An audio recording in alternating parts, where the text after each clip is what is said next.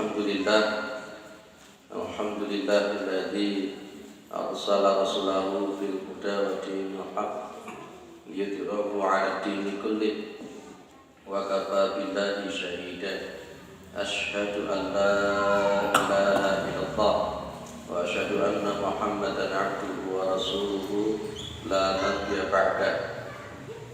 Allahumma shalli 'ala Muhammad wa ala alihi wa sahbihi wa man tabi'ahum bi ihsanin ila yaumil amma ba'du. Kita bersyukur kepada Allah Subhanahu wa taala atas segala nikmat yang diberikan oleh Allah kepada kita semua, terutama sampai pada petang hari ini kita masih diberikan kekuatan iman dan Islam. Kita masih diberikan kesehatan serta kesempatan sehingga kita masih bisa melaksanakan kewajiban kita salat maghrib berjamaah, dan kita lanjutkan dengan mengkaji agama Allah Subhanahu wa taala. Mudah-mudahan kesempatan semacam ini senantiasa diberikan oleh Allah kepada kita semua sampai nanti kita menghadap kepada Allah yang tentunya dalam posisi husnul khatimah. Salawat salam tetap dilimpahkan kepada Rasulullah Muhammad sallallahu alaihi wasallam sebagai khatamul anbiya wal mursalin, penutup para nabi dan rasul yang tidak ada nabi lagi sesudah Nabi Muhammad sallallahu alaihi wasallam. Baik, Bapak Ibu yang dimuliakan oleh Allah Subhanahu wa taala. Surat At-Tin dulu sudah selesai. Sudah, sekarang masuk Al-Insyirah. Al-Insyirah sudah selesai belum ya? Belum. Bismillahirrahmanirrahim. Surat Al-Insyirah itu diturunkan setelah surat Ad-Duha. Diturunkan setelah surat Ad-Duha. Ayatnya ada berapa? 8.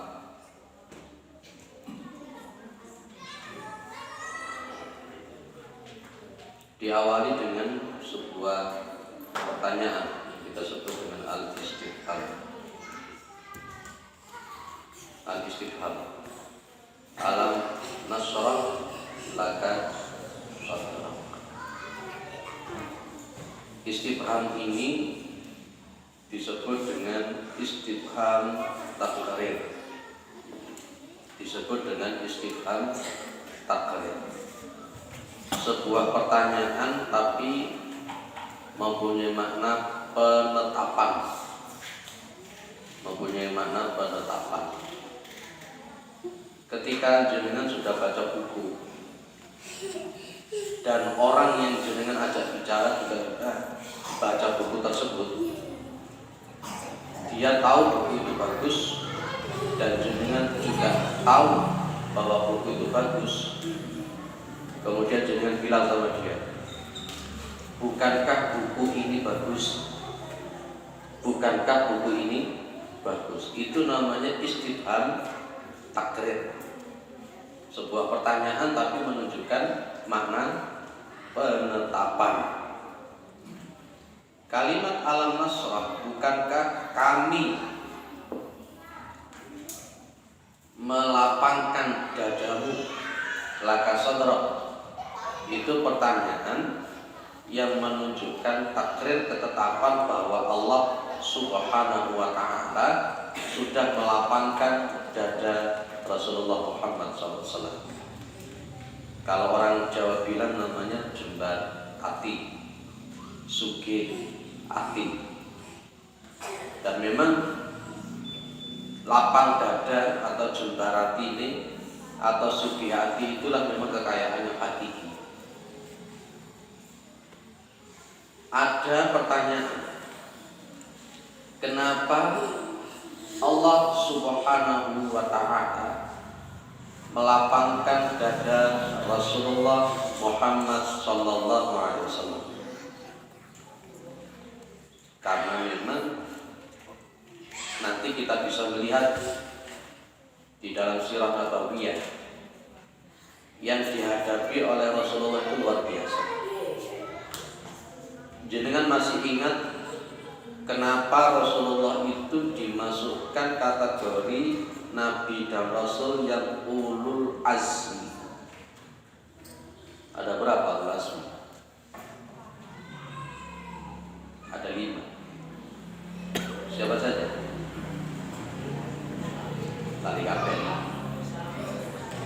Di antaranya kita paham ada Nabi Muhammad SAW. Yang seringkali dipahamkan kepada kita, ulul azmi itu kan Nabi dan Rasul yang punya ketabahan luar biasa. Karena cobaan-cobaan yang diterima oleh Nabi tersebut melebihi daripada para Nabi dan Rasul yang lain.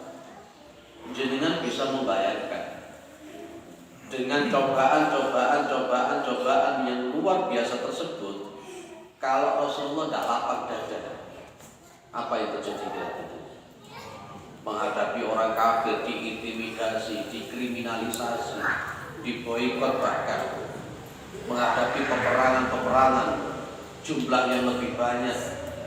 Kalau Nabi Muhammad itu tidak jembarat ini, tidak lapang dada, susah Pak.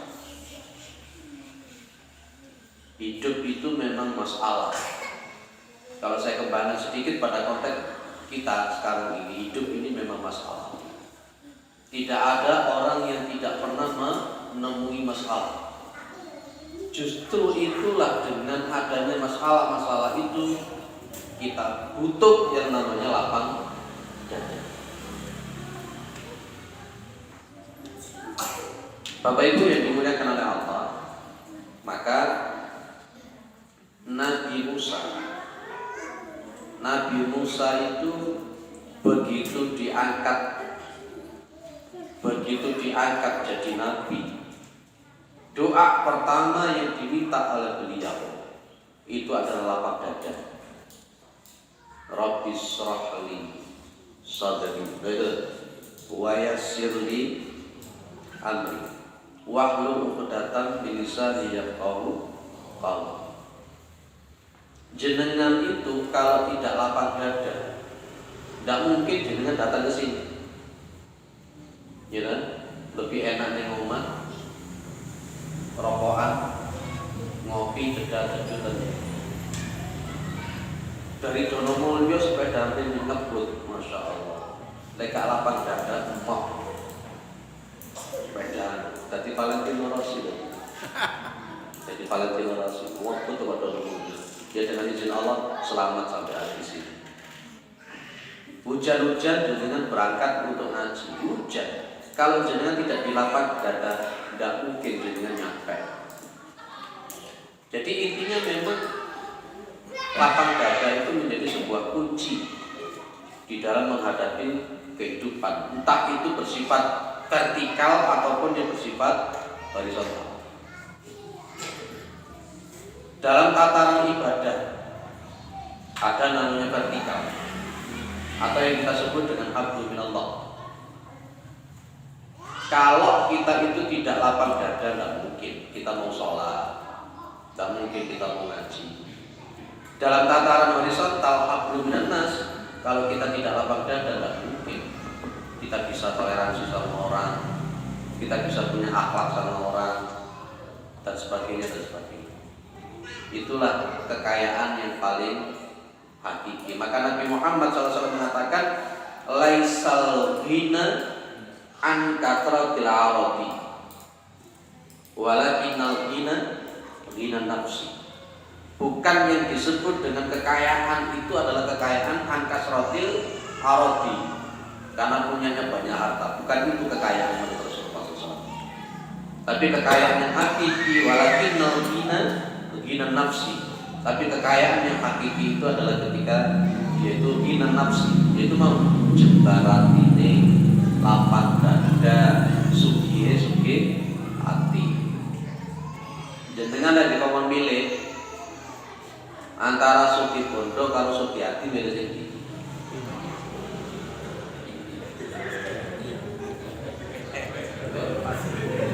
Jenengan itu tak komon milih siji, Pak. Sampeyan kok milih kabeh itu tuman sampeyan. Sama takon milih situ antara Sugih Bondo karo Sugiati, pilih sing ndi ya?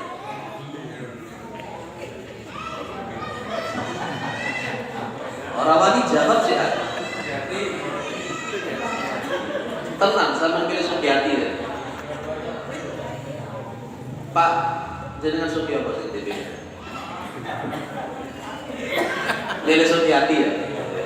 Gue tak mau tahu mana bujur sama itu. Pak Arif pilih Sugiati, orang pilih Sugih Bondo. Pak Faiz pilih Sugiati, gak pilih Sugih Bondo. Maka harus siap-siap. Lek ambek Gusti Allah bodone dijupuk sing legowo kedua. Nah, saya paham kenapa jenengan gak berani jawab. Karena jenengan milih ya Sugih Bondo, ya Sugih Ati. Orang-orang munafik itu dikatakan oleh Allah, idza qamu ila sholati qamu kusala yura'una an-nasa wa la yadhkurunallaha illa qalila. Dan ketika mereka itu melakukan sholat, mereka itu malas. Ya, mereka tidak malas, jadi sergap untuk sholat itu karena yura'una an-nas. Karena mereka itu riak, pengen dipuji, pengen dihargai, pengen di apa, akhirnya mereka melakukan sholat. Itu namanya orang yang tidak legowo di dalam melakukan syariat. Jadi yang namanya lapang dada itu, ya, namanya lapang dada itu di antara unsurnya ya sabar. Apa sih bedanya sabar kalau lapang dada itu? Mungkin saudara kembar ya. Jadi kalau kita mengatakan Jembarati, Sugiati, di situ pasti ada sabar. Pasti di situ ada sabar. Ya sabar di dalam melakukan ketaatan, ya sabar di dalam menjauhi kemaksiatan, ya sabar di dalam menerima musibah, ya sabar di dalam posisi menghadapi musuh-musuh Allah Subhanahu wa taala. Lewat sabar, mesti dia itu Jembarati. Cenderung orang yang hatinya sempit, dia tidak bisa sabar. Ya hidup itu memang yang dibutuhkan ya Jembarati itu Pak intinya. Jadi kan tiap hari menghadapi masalah. Tadi sudah saya katakan tidak ada satu orang pun yang bebas dari masalah. Kalau ada orang itu sampai bunuh diri, lah itu berarti turun Jembarati. Ada ditinggal kalau pacare ngombe potas, ngelapo ngombe potas. Oleh pegawai. Kayak tonggo itu begitu gak disetujui karo wong tuane, potas ngombe, untunge gak mati. Lah nyapo ngombe. Ada yang gantung diri, gantung dirinya mati. Betul. Jadi itu Rasulullah Muhammad SAW itu yang dihadapi musuh-musuh Allah yang begitu luar biasa. Kalau Kanjeng Nabi Muhammad SAW itu tidak dijembar niatine, tidak mungkin beliau melakukan semacam itu. Mulai Nabi Adam, Nabi Nuh sampai Nabi Muhammad semuanya dijembarkan hati. Mintalah jenengan itu jembar hati. Mintalah kepada Allah setiap hari, Rabbis shrahli sadri wa yassirli amri wahlul 'uqdatam min lisani yafqahu qawli. Ibu-ibu jaluk Jembarati ngadepi bojone sampean. Kadang-kadang wong lanang ku beling. Bapak-bapak pun juga begitu. Ya kudu Jembarati, kadang-kadang ibu-ibu cerewet. Tapi berbahagia jenengan kalau punya istri yang cerewet. Iku tandane beliau itu masih cinta sama jenengan. Nah, baik, clear. Ini dulu sudah saya sampaikan. Seingat saya alam Nasrani ayat pertama dulu sudah kita bahas. Itu hanya untuk mengingatkan saja. Mudah-mudahan kita diberikan lapang dada oleh Allah Subhanahu wa taala. Ayat yang kedua, wa wada'na anka wizra alladzi anqadha dhahrak. Jadi, dan kami letakkan darimu itu wizraka, kesalahan-kesalahanmu, dosa-dosamu, alladzi anqadha dhahrak, yang telah menjadikan beban, memberatkan. Anqadha itu memberatkan, dhahraka itu punggung. itu menjadi sebuah bentuk sanepan, Pak. Kalimat angqadha dhahra. Jadi wawadhna anka wizrak itu jenengan akan paham bahwa Rasulullah sallallahu alaihi wasallam itu ya, dosa-dosanya yang lalu dan dosa-dosa yang akan datang itu betul-betul diampuni oleh Allah Subhanahu wa taala. Pernah Rasulullah Muhammad SAW itu sholat kan? Sholat, pas ketika sholat itu kan Nabi itu kan panjang-panjang sholat. Ya, persis pokoknya sholat itu kayak jenengan. Tua sampai sikile abu kabeh. Ya kayak jenengan sikile abu kabeh. Asal urat. Pas ketika panjang semacam itu, Ibu Aisyah radhiyallahu anha langsung tanya, "Lima taf'alu dari kaya Rasul?" Jenengan ngapain kok nglakoni ngoten niku?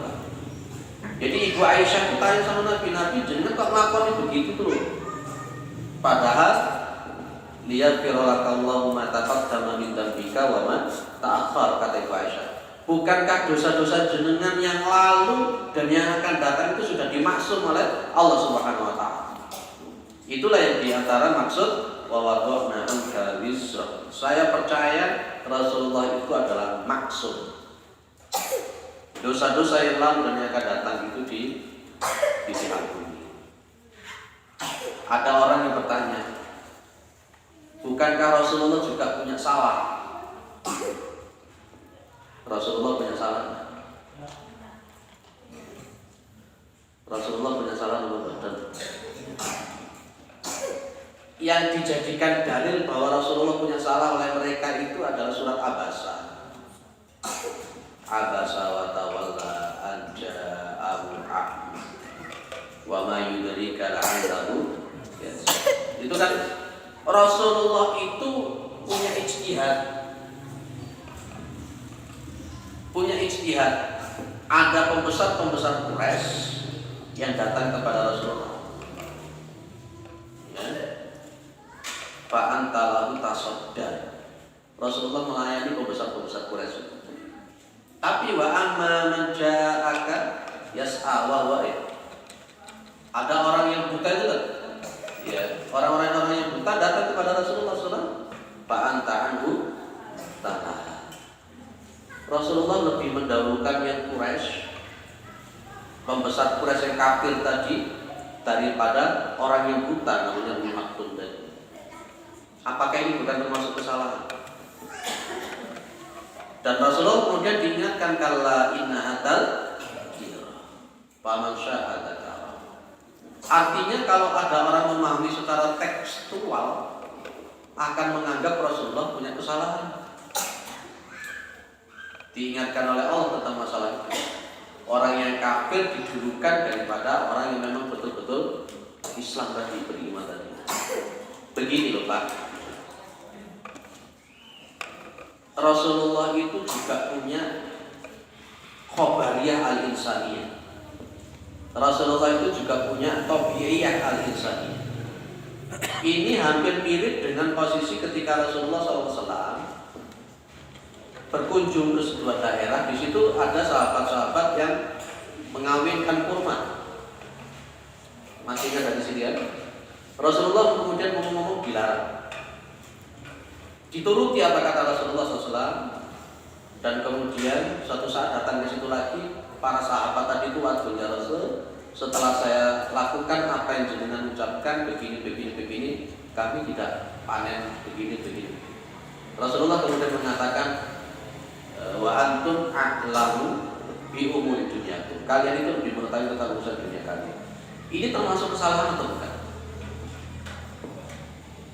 Jenengan wani mengatakan itu sebagai kesalahan. Kalau saya mengatakan itu Rasulullah dalam rangka ijtihad, Pak. Beda dengan kita ini, kalau kita melakukan kesalahan itu berdasarkan dari hawa nafsu. Biasanya TV memang seperti itu. Tapi kalau Nabi itu, kalau kita lihat di dalam Al-Quran, itu ranahnya ketika beliau itu ijtihad. Ya beliau itu mengharapkan mudah-mudahan orang-orang Quraisy itu bisa masuk Islam. Dan sebenarnya beliau itu bukan kata-kata abasa wa tawalla kan ada orang mengatakan apa muka masam dan berpaling itu ijtihad Rasulullah Muhammad SAW, bukan pada konteks didasari oleh hawa nafsu seperti kita. Itulah yang kita sebut dengan qabariyah al-insaniyah, itulah yang kita sebut dengan qabariyah al-insaniyah Rasulullah Muhammad SAW. Namanya manusia itu juga kadang-kala bisa, mohon maaf, prediksinya itu meleset. Gitu loh Pak maksud saya. Jadi isrok yang di sini bukan dimaksud dalam konteks dosa-dosa yang kita lakukan seperti ini. Saya tetap mengatakan Rasulullah Muhammad itu adalah maksum. Pak, bagaimana Rasulullah itu pernah minta maaf bersama orang? Suatu saat ada seorang sahabat, ya, Rasulullah membalaskan itu. Siapa di antara kalian yang pernah saya sakiti? Ada sahabat yang bilang, ana ya Rasulullah, saya. Kesalahan saya apa? Nabi bilang begitu. Dulu jenengan itu memukul saya pas ketika meluruskan barisan-barisan. Terus mau apa? Saya pingin. Nah, dan pada waktu itu saya lagi buka baju Rasulullah buka. Apakah ini termasuk kesalahan? Bukan. Ijtihadnya Rasulullah SAW di dalam menurut barisan seperti itu. Tuh ya, jadi lihat kalau agama tapat dan meminta budi kawaman. Saya tidak berani mengatakan bahwa Rasulullah itu punya kesalahan.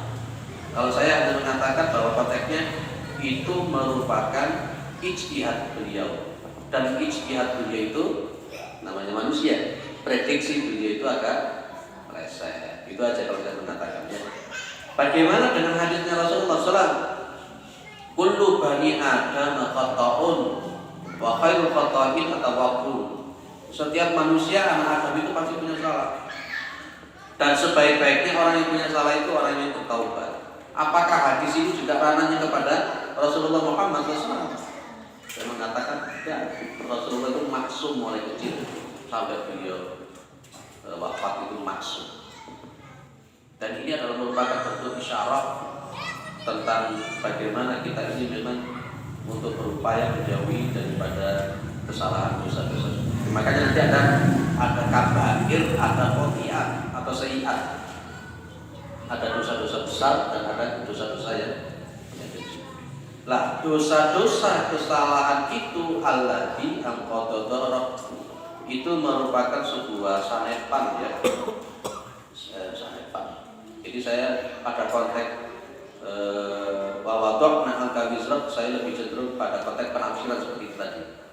Karena saya harus hati-hati. Ada orang yang langsung bukan Rasulullah itu begitu sok. Saya tidak berani mengatakan begitu. Karena menafsirkan secara tekstual begitu. Alladzi anqadha dhahrak.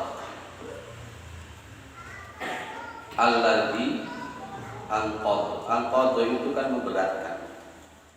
Dhahraka itu artinya kan punggung. Itu isyarat dari Al-Qur'an bahwa namanya dosa itu nanti suatu saat di yaumul qiyamah akan menjadi beban kita masing-masing. Fa amma man saqulat mawazin fa huwa fi 'ishatin radiyah. Wa amma man khaffat mawazin fa ummuhu hawiyah. Itulah yang dimaksud dalam konteks nantinya dosa-dosa yang kita lakukan itu akan menjadi beban kita dan memberatkan punggung kita. Isyarat bahwa nanti itu malah dosa-dosa itu malah menyengsarakan kita semua. Semakin banyak jenengan melakukan kesalahan, ya semakin berat beban nanti di yaumul qiyamah. Karena nanti katanya kita akan dihisab. Apalagi kalau dosa-dosa itu yang bersifat dosa hablum minan nas. Berat itu kan. Rasulullah itu menggambarkan dan bertanya kepada para sahabat, tahu tidak sih kamu itu orang yang bangkrut itu? Orang yang bangkrut itu yang dia benar. Ya para sahabat cuma mengatakan orang-orang yang bangkrut itu ya orang yang tidak punya harta. Orang yang tidak punya harta sama sekali, tidak punya apa-apa. Nabi bilang salah. Orang yang bangkrut itu orang yang ya'ti yaumal qiyamati bisyami washolati dan seterusnya. Dia datang pada yaumul qiyamah dengan membawa sholat, membawa pahala zakat, membawa pahala puasa, membawa ibadah-ibadah. Tapi dia itu juga membawa dosa-dosa sosial. Dosa-dosa sosial. dia suka dolimi orang, menyakiti orang, mengambil hartanya orang, mengalirkan darahnya orang, dan dia belum meminta maaf, meminta halal kepada orang yang didolimi itu, maka di yaumul qiyamah pahalanya yang dia lakukan itu diambil, diberikan kepada yang didolimi. Ketika yang didolimi itu sudah habis, daono, ya, pahalanya itu sudah habis, yang diberikan kepada orang yang didolimi itu sudah habis, dan orang yang didolimi masih ada.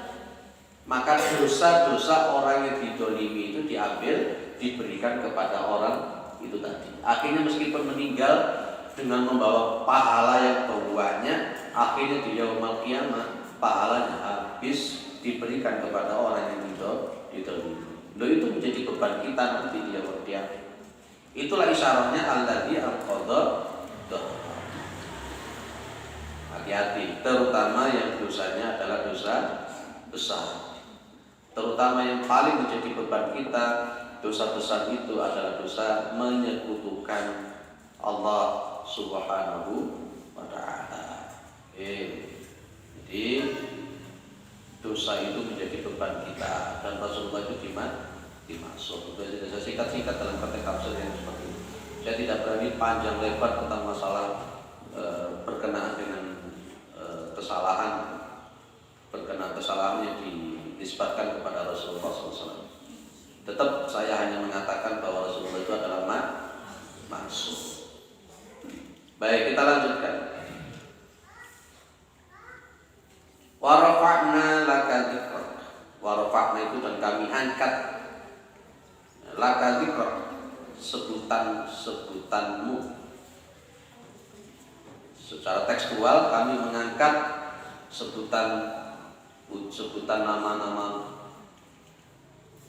Kita bisa melihat bukti-bukti bahwa Allah Subhanahu wa ta'ala senantiasa mengangkat nama Rasulullah Muhammad SAW.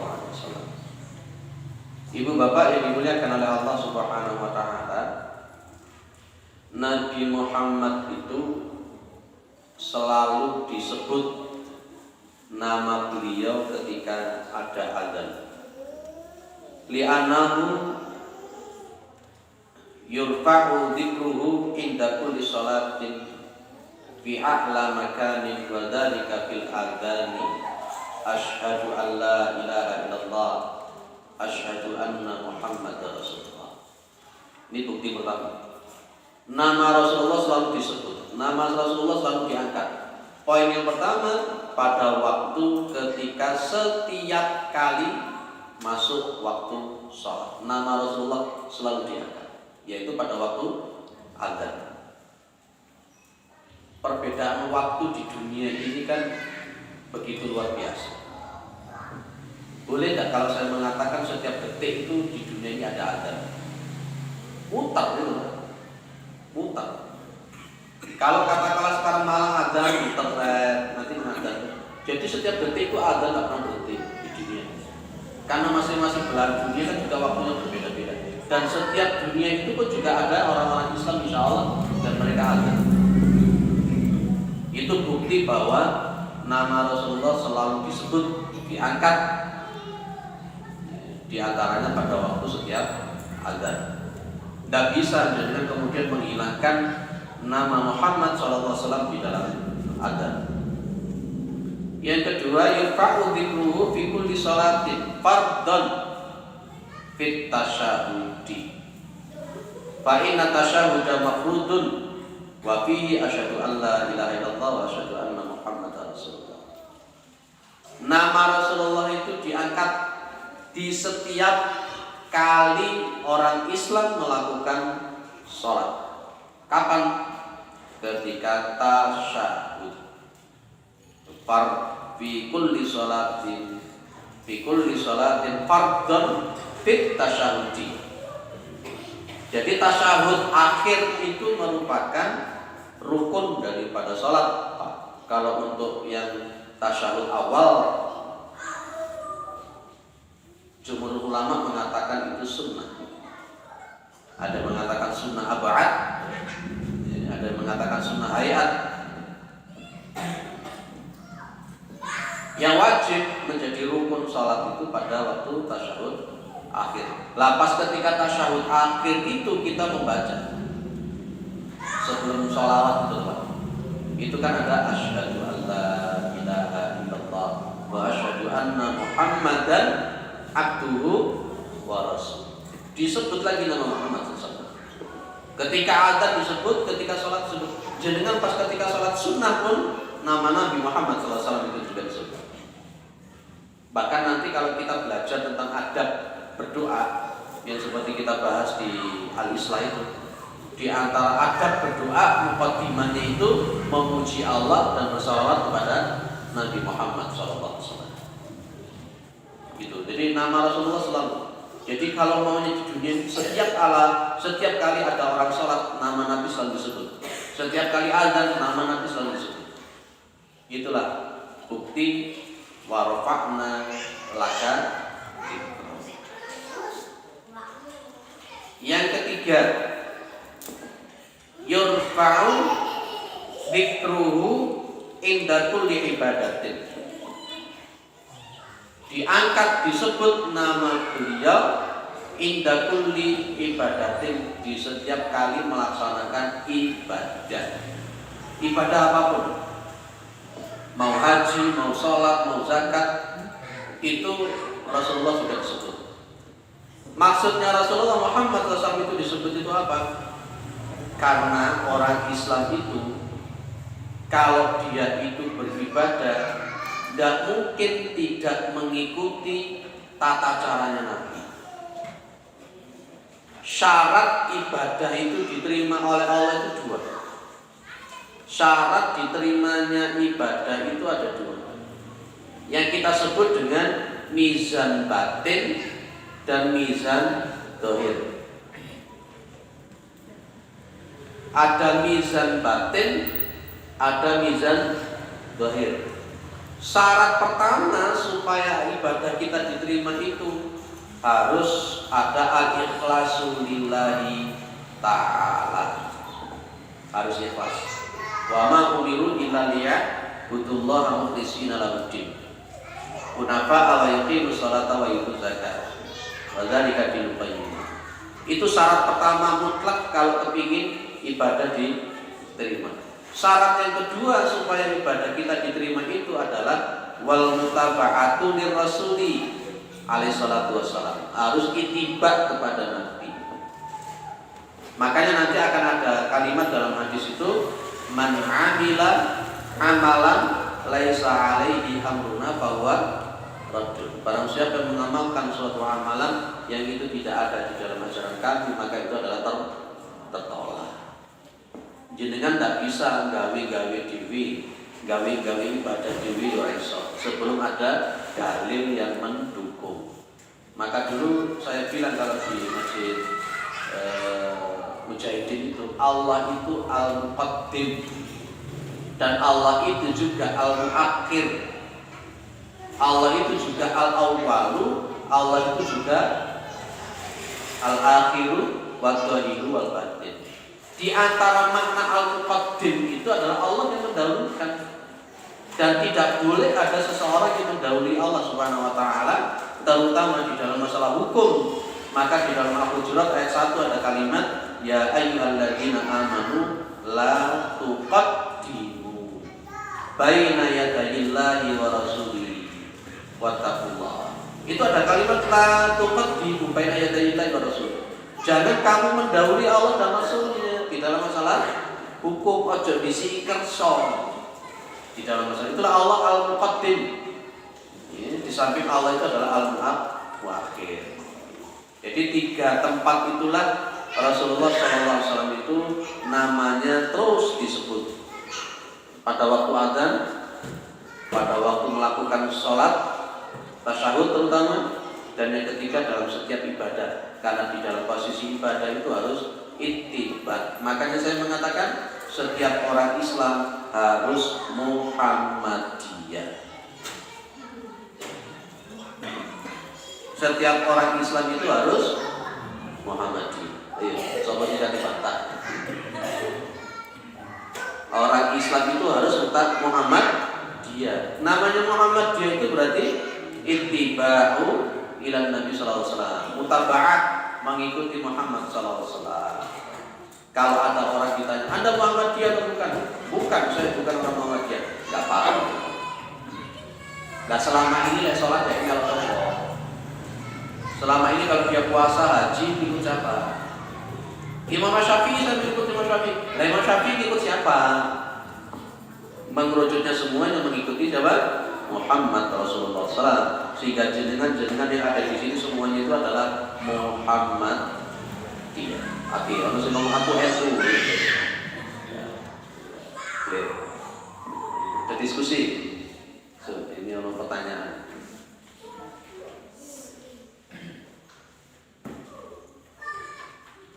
Saudara saya punya anak kelas 4 SD. Anaknya itu kalau sekolah tidak mau terlambat. Pernah satu hari agak terlambat, masih baris di halaman sekolah, anaknya sudah nangis. Setelah dibujuk-bujuk ibunya tetap nangis.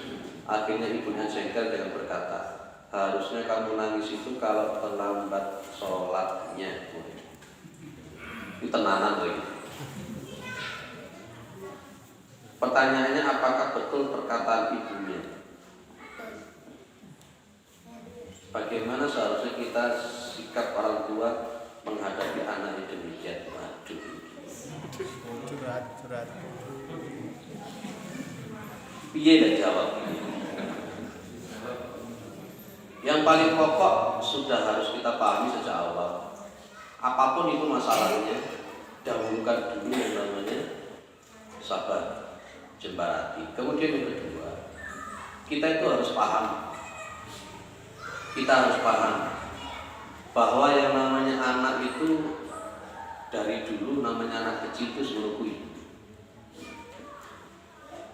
Jenengan dulu pas ketika masih kecil pun dimewekan padahal.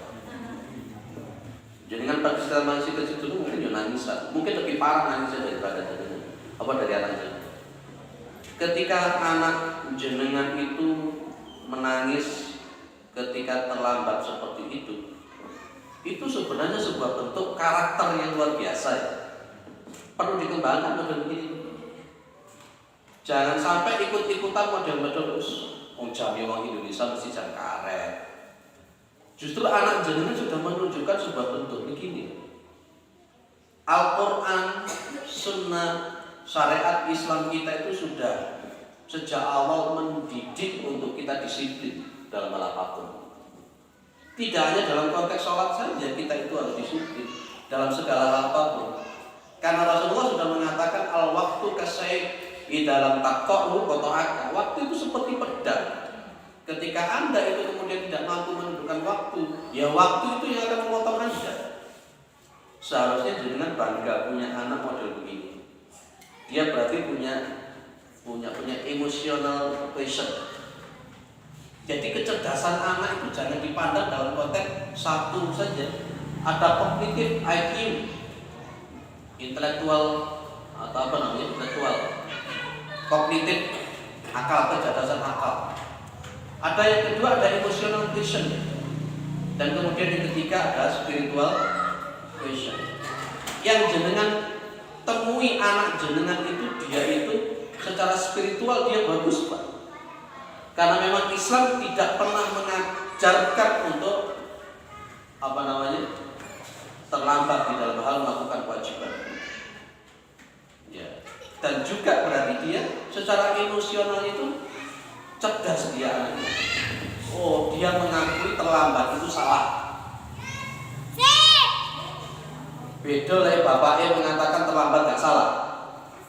Beda lah ibunya mengatakan terlambat itu ibunya mengatakan terlambat tidak salah. Justru anak yang semacam ini perlu kita kembangkan karakter yang disiplin menurut.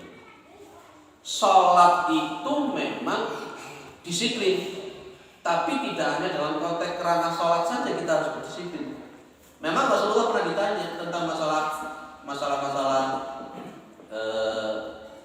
amal yang paling afdal. Nabi yang mengatakan as-sholatu ala waqtiha.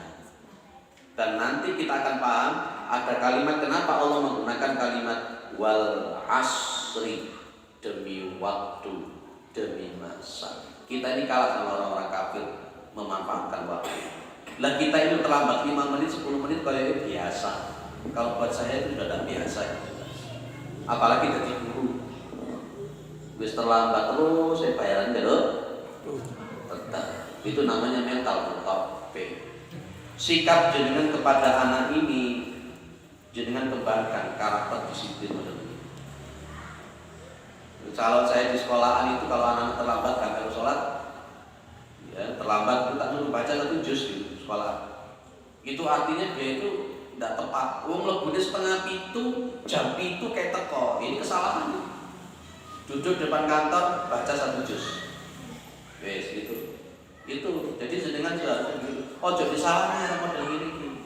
Lagi masalah nangis, wong Allah itu mensifati dirinya adhaka wa abka.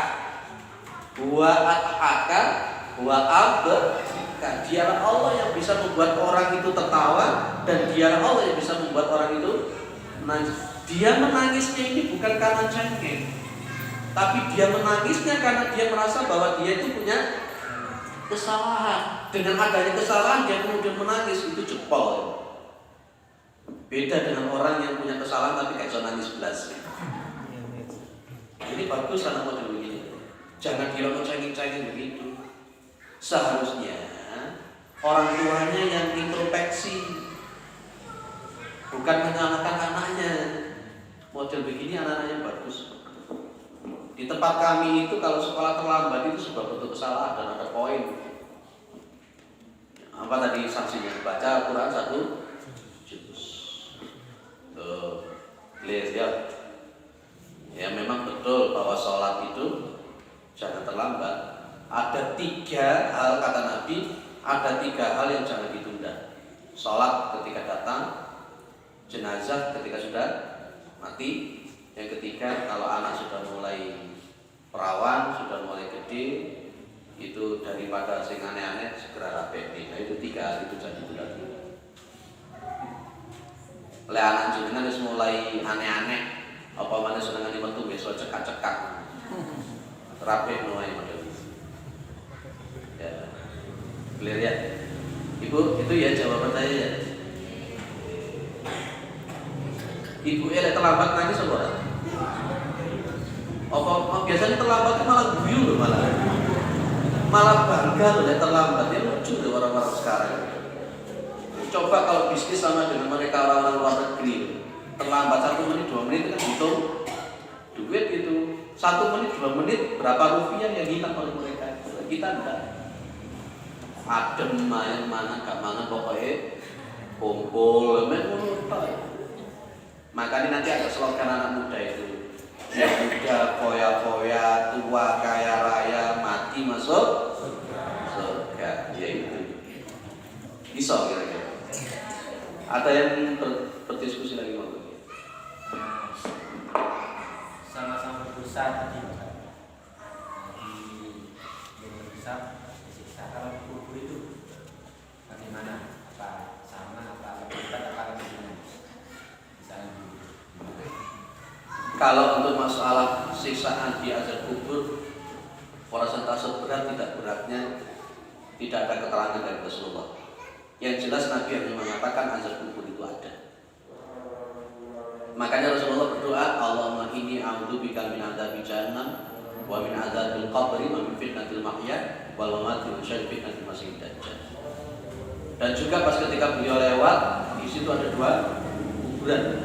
Beliau kemudian mengatakan 2 orang ini lagi disiksa di alam kubur. Maka kemudian mengambil pelepah kurma beliau, dibelah jadi 2, 1 ditancapkan sini, 1 ditancapkan sini. Itu menunjukkan bahwa azab kubur itu ada. Apakah lebih berat di akhirat di yaumul qiyamah ataukah di azab kubur? Alam bisawab. Yang jelas memang kalau untuk azab neraka itu siksaannya yang dikabarkan oleh Rasulullah yang mengerikan betul. Azab neraka yang paling ringan yang disebutkan oleh Rasulullah ketika seseorang dikasih sendal dari api neraka, kotaknya mendidih umum. Itu siksaan yang paling. Itu aja. Yang jelas sama-sama dua-duanya kita berlindung kepada Allah. Ya azab kubur yang dihindari. dihindarkan dan azab di yaumul kiamat di hari akhirat kita dihindarkan. Insya Allah. Terakhir ada lagi Pak Ari biasanya tanya dulu. Terkait berdasarkan amal ya.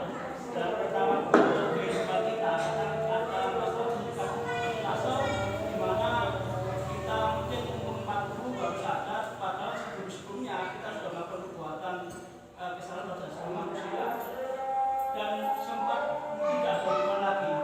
Nah ini terkait dengan bangkrut terkait dengan amal itu. Terus yang kedua, bagaimana terkait dengan rahmat Allah dengan orang-orang bangkrut ini? Terima kasih.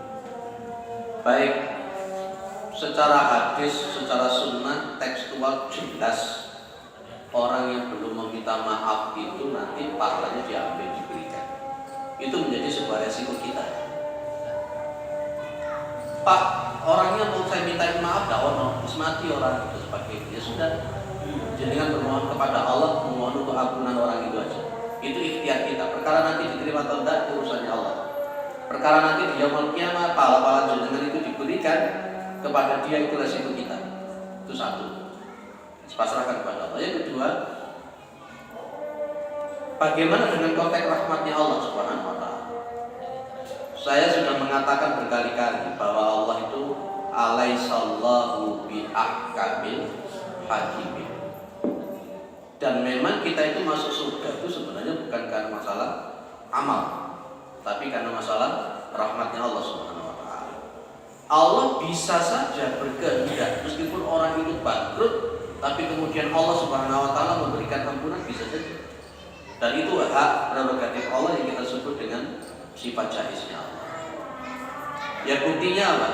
Orang yang membunuh 100 orang, dia membunuh 100 orang itu kan dosa paling besar. Itu dosa yang paling besar, menghilangkan nyawa orang itu sudah luar biasa. Dan dia itu sampai di pertengahan jalan belum nyampe di tempat tujuan mati. Dalam riwayat Muslim dia dimasukkan dalam surga. Inilah rahmatnya Allah. Tapi kita tidak boleh terlena dengan slogan di balik rahmat Allah. Wis Pak, bagus aku pula itu rahmatnya Allah, kan boleh begitu juga. Kita punya ikhtiar untuk meminta maaf selagi kita memang mampu. Perkara itu gak bisa ya serahkan kepada Allah Subhanahu wa taala. Yang jelas wa mallahu bidzallamil abid. Allah itu tidak akan memberikan dan malah tidak akan mendolimi, tidak akan pernah mendolimi hamba-hamba. Mintakan saja ampun orang-orang yang pernah dulu jenengan dolimi, yang sampai hari ini tidak pernah tahu jenengan di mana orang itu. Perkaranya nanti di yaumul kiamat dosa jenengan itu jadi banyak karena diambilkan dari dia, itu resiko. Tapi kita tetap yakin mudah-mudahan Allah mengampuni dosa kita. Gitu ya. Mudah-mudahan bermanfaat. Subhanakallahumma wa bihamdika. Assalamualaikum warahmatullahi wabarakatuh.